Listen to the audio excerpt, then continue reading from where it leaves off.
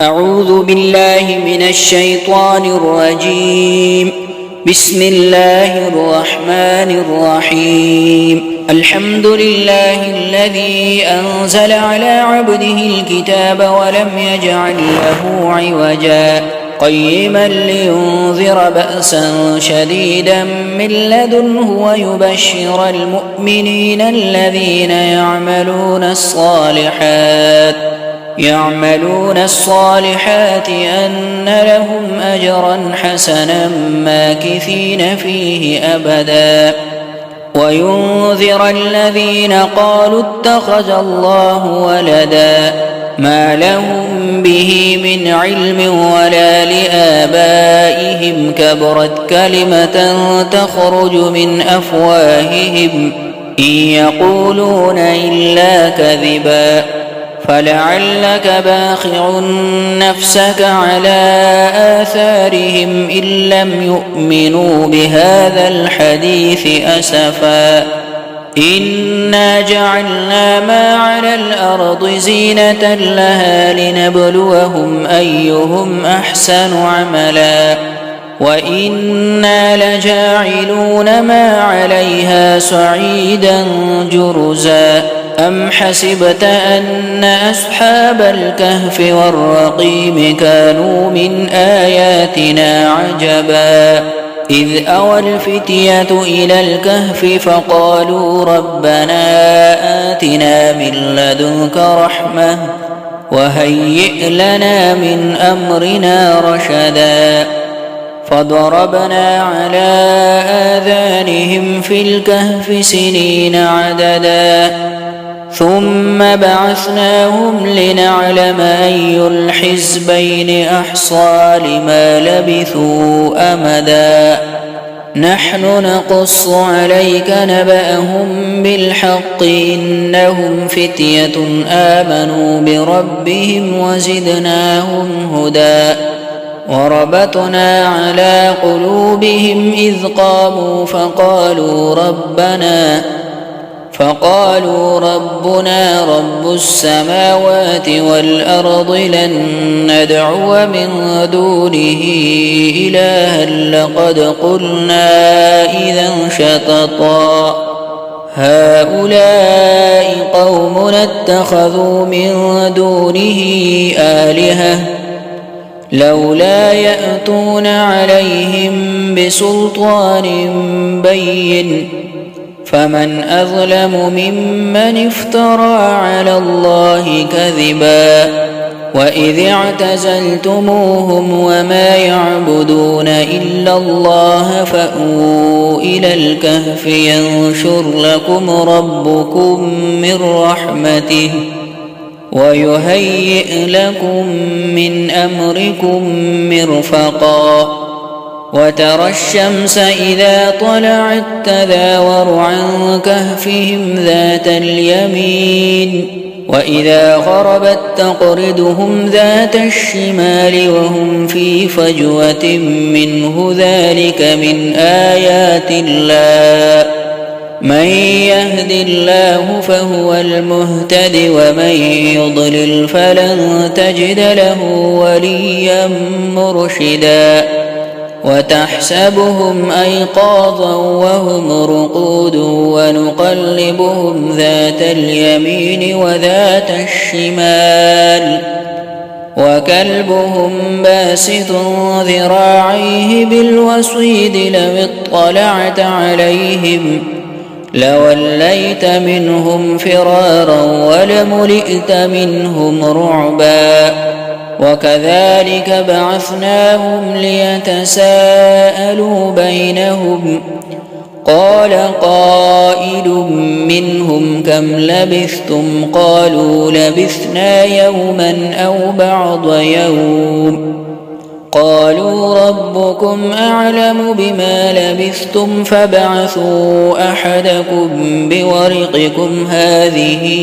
إلى المدينة فلينظر أيها أزكى طعاما فليأتكم برزق منه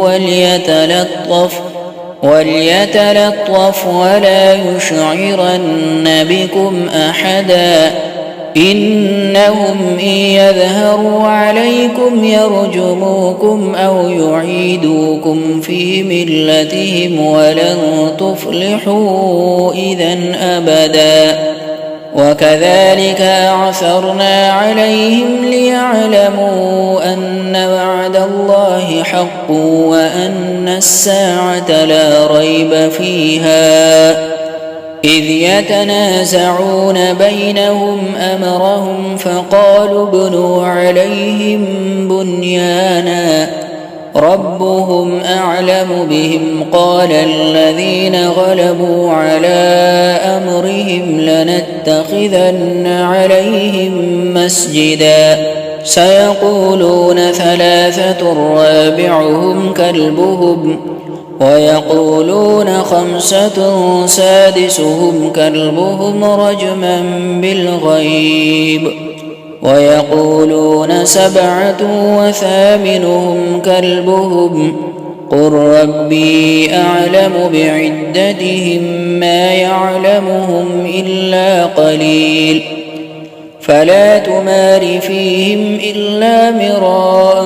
ظاهرا ولا تستفت فيهم منهم أحدا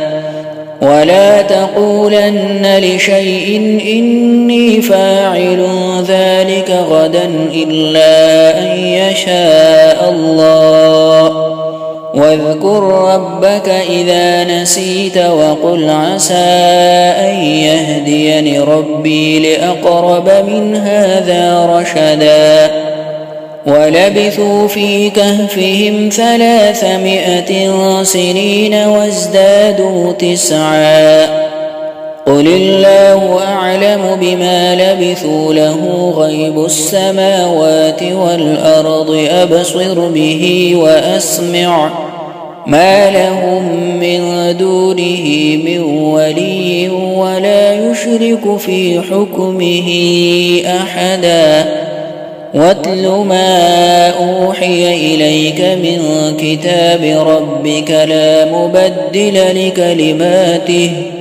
ولن تجد من دونه ملتحدا واصبر نفسك مع الذين يدعون ربهم بالغداة والعشي يريدون وجهه ولا تعد عيناك عنهم تريد زينة الحياة الدنيا ولا تطع من أغفلنا قلبه عن ذكرنا واتبع هواه وكان أمره فرطا وقل الحق من ربكم فمن شاء فليؤمن ومن شاء فليكفر إنا أعتدنا للظالمين نارا أحاط بهم سرادقها وإن يستغيثوا يغاثوا بماء كالمهل يشوي الوجوه بئس الشراب وساءت مرتفقا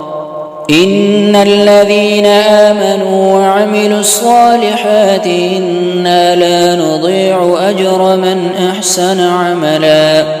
أولئك لهم جنات عدن تجري من تحتهم الأنهار يحلون فيها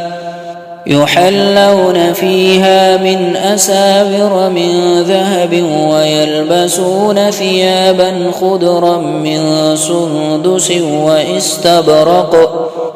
متكئين فيها على الأرائك نعم الثواب وحسنت مرتفقا واضرب لهم مثل الرجلين جعلنا لأحدهما جنتين من أعناب وحففناهما بنخل وجعلنا بينهما زرعا كلتا الجنتين آتت أكلها ولم تظلم منه شيئا وفجرنا خلالهما نهرا وكان له ثمر فقال لصاحبه وهو يحاوره أنا أكثر منك مالا وأعز نفرا ودخل جنته وهو ظالم لنفسه قال ما أظن أن تبيد هذه أبدا وما أظن الساعة قائمة ولئن رددت إلى ربي لأجدن خيرا منها منقلبا قال له صاحبه وهو يحاوره أكفرت بالذي خلقك من تراب ثم من نطفة ثم سواك رجلا لكن هو الله ربي ولا أشرك بربي أحدا ولولا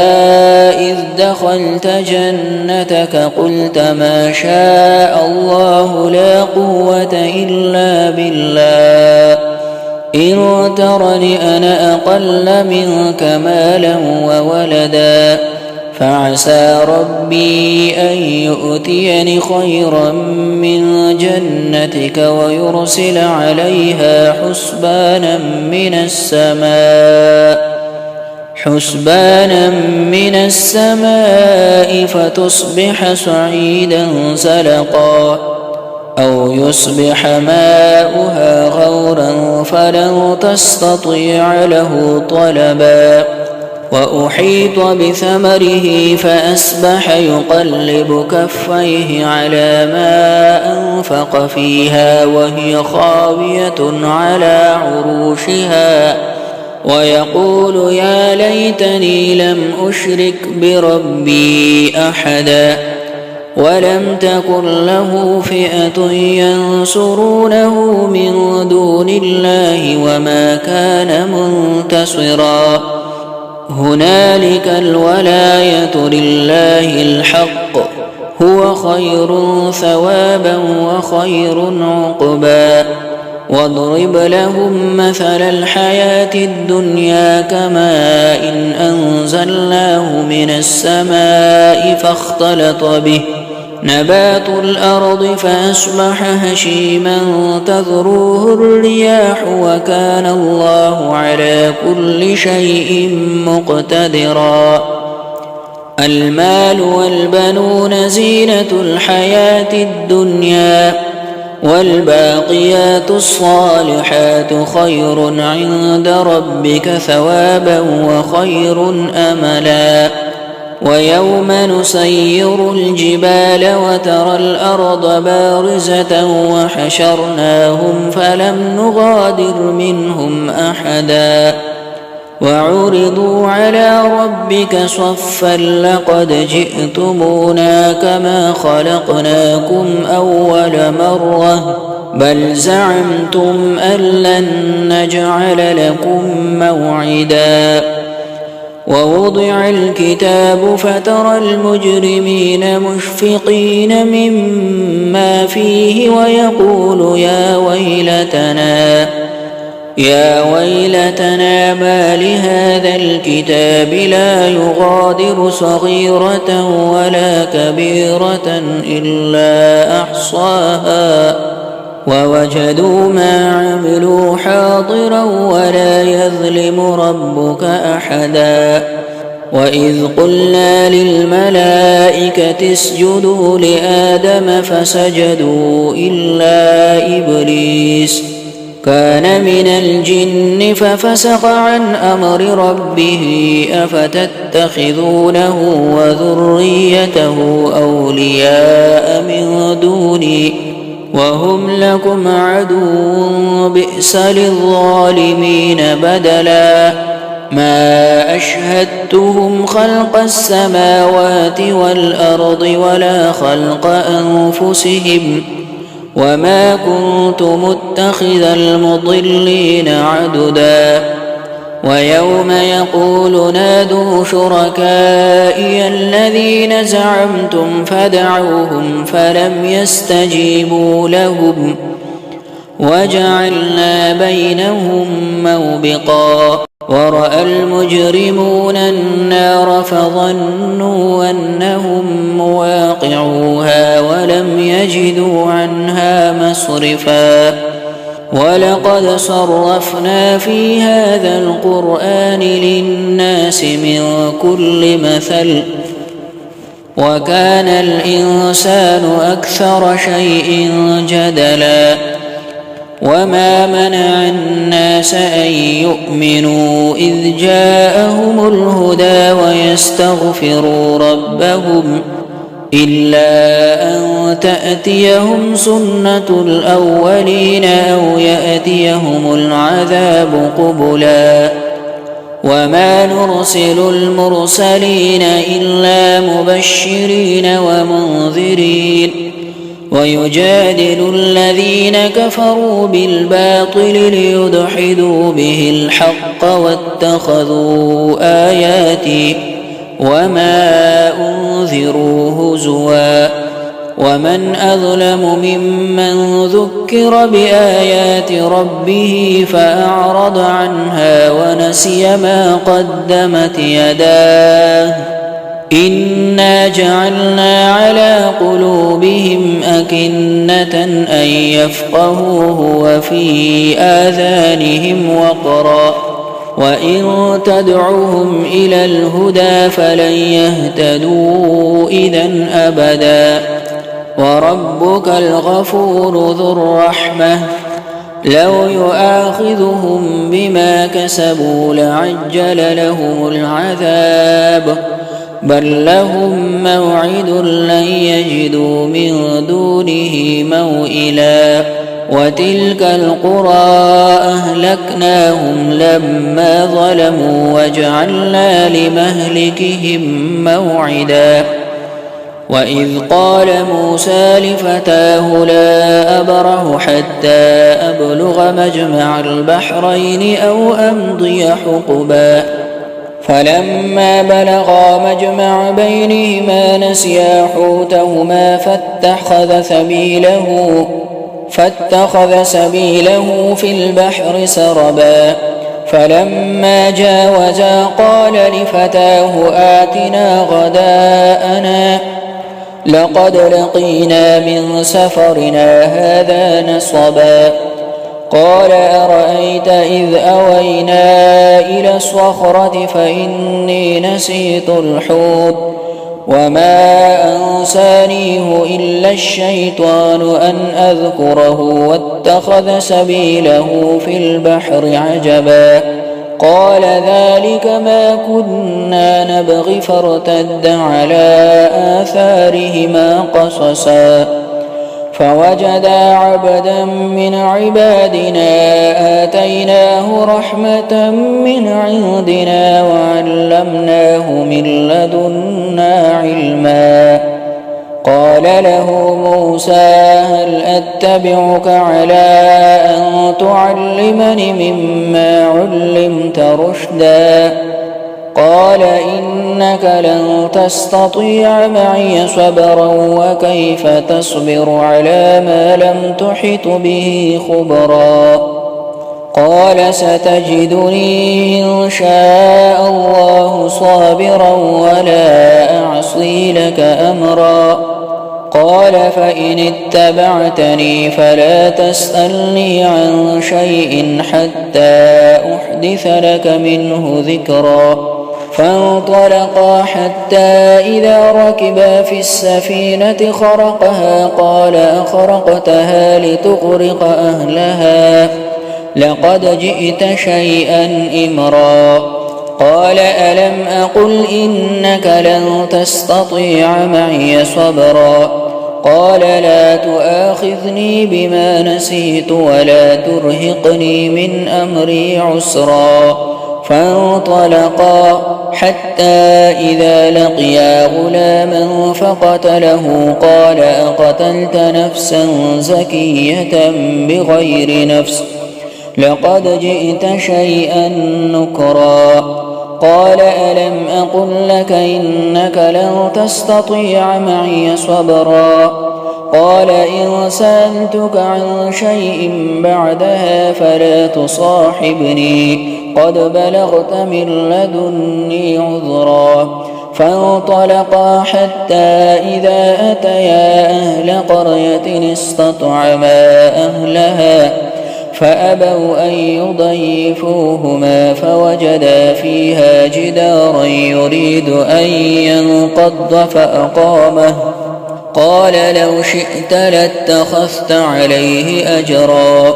قال هذا فراق بيني وبينك سأنبئك بتأويل ما لم تستطع عليه صبرا أما السفينة فكانت لمساكين يعملون في البحر فأردت أن أعيبها وكان وراءهم ملك يأخذ كل سفينة غصبا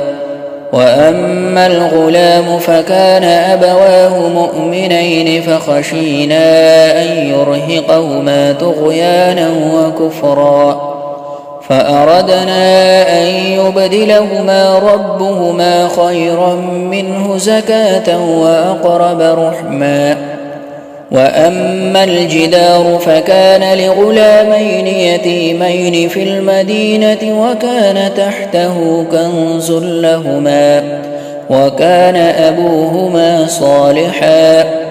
فأراد ربك أن يبلغا أشدهما ويستخرجا كنزهما رحمة من ربك وما فعلته عن أمري ذلك تأويل ما لم تسطع عليه صبرا ويسألونك عن ذي القرنين قل سأتلو عليكم منه ذكرا إنا مكنا له في الأرض وآتيناه من كل شيء سببا فأتبع سببا حتى إذا بلغ مغرب الشمس وجدها تغرب في عين حمئة ووجد عندها قوما قلنا يا ذا القرنين إما أن تعذب وإما أن تتخذ فيهم حسنا قال أما من ظلم فسوف نعذبه ثم يرد إلى ربه فيعذبه عذابا نكرا وأما من آمن وعمل صالحا فله جزاء الحسنى وسنقول له من أمرنا يسرا ثم أتبع سببا حتى إذا بلغ مطلع الشمس وجدها تطلع على قوم لم نجعل لهم من دونها سترا كذلك وقد أحطنا بما لديه خبرا ثم أتبع سببا حتى إذا بلغ بين السدين وجد من دونهما قوما لا يكادون يفقهون قولا قالوا يا ذا القرنين إن يأجوج ومأجوج مفسدون في الأرض فهل نجعل لك خرجا على أن تجعل بيننا وبينهم سدا قال ما مكني فيه ربي خير فأعينوني بقوة أجعل بينكم وبينهم ردما آتوني زبر الحديد حتى إذا ساوى بين الصدفين قال انفخوا حتى إذا جعله نارا قال آتوني أفرغ عليه قطرا فما استطاعوا أن يظهروه وما استطاعوا له نقبا قال هذا رحمة من ربي فإذا جاء وعد ربي جعله دكاء وكان وعد ربي حقا وتركنا بعضهم يومئذ يموج في بعض ونفخ في الصور فجمعناهم جمعا وعرضنا جهنم يومئذ للكافرين عرضا الذين كانت أعينهم في غطاء عن ذكري وكانوا لا يستطيعون سمعا أفحسب الذين كفروا أن يتخذوا عبادي من دوني أولياء إنا أعتدنا جهنم للكافرين نزلا قل هل ننبئكم بالأخسرين أعمالا الذين ضل سعيهم في الحياة الدنيا وهم يحسبون أنهم يحسنون صنعا أولئك الذين كفروا بآيات ربهم ولقائه فحبطت أعمالهم فلا نقيم لهم يوم القيامة وزنا ذلك جزاؤهم جهنم بما كفروا واتخذوا آياتي ورسلي هزوا إن الذين آمنوا وعملوا الصالحات كانت لهم جنات الفردوس نزلا خالدين فيها لا يبغون عنها حولا قل لو كان البحر مدادا لكلمات ربي لنفد البحر قبل أن تنفد كلمات ربي ولو جئنا بمثله مددا قل إنما أنا بشر مثلكم يوحى إلي أنما إلهكم إله واحد فمن كان يرجو لقاء ربه فليعمل عملا صالحا ولا يشرك بعبادة ربه أحدا.